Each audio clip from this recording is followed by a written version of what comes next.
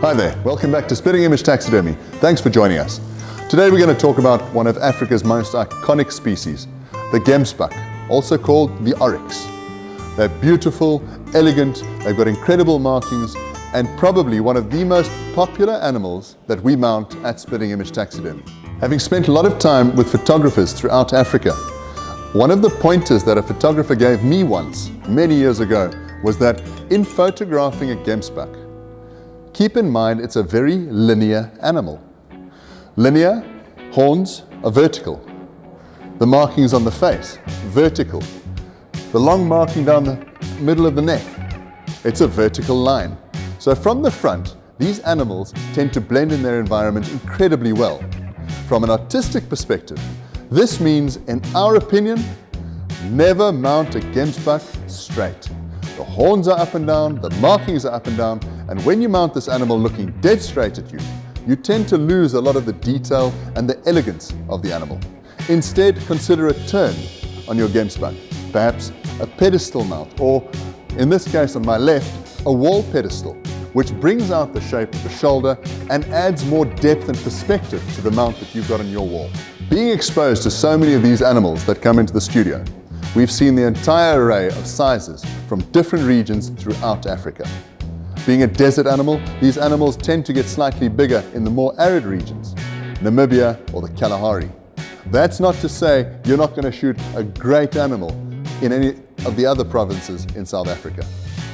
Females' horns, thinner but longer. The male's horns have a broader base and generally don't get as long as the female's horns. This said, you will often see good quality males coming through with 40 to 42 inches. We've had as big as 44 inches come into the studio before. But anything from that 36 inch to 42 inch mark on a bull, you've done incredibly well in harvesting a mature, beautiful Gemsbok. Much like the buffalo and the kudu that we spoke about in the previous YouTube series, Gemsbok come in a multitude of poses, from pedestals, wall pedestals, shoulder mounts, European mounts, skull bleachers. They're an incredibly elegant animal, and often they stand out very quickly in a trophy room. There are very few animals that have horns of this length and shape, and as a result, they've become an iconic species in Africa that people recognize easily. Very much like a giraffe with its long neck, Gemsbok with their long straight horns are easily recognizable.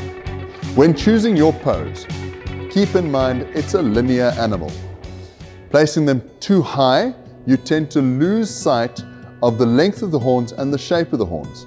Keeping them lowered down, much like a pedestal mount, you tend to have the opportunity to really appreciate the length of the horns, the detail in the skin.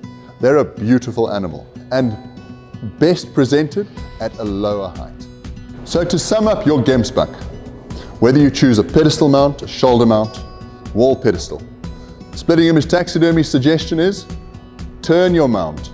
Being a linear animal, these animals present better with a turn. The second point, when you're tanning a backskin or a flat skin, we advise you to just be aware of the fact that because they have a brittle hair follicle, quite often you get patches where the hair doesn't tan well and doesn't present well.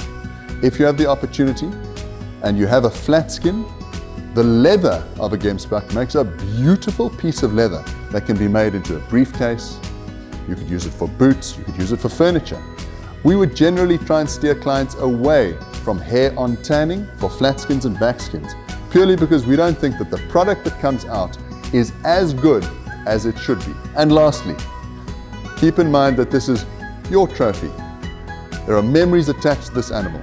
At Splitting Image Taxidermy, we're here to assist you, to bring back those memories, to relive the moment. Whether you hunted this animal in the desert and it was a hot day in Namibia, or you hunted in the Kalahari and you spent hours on foot tracking the herd of Gemsbok and eventually managed to shoot your bull.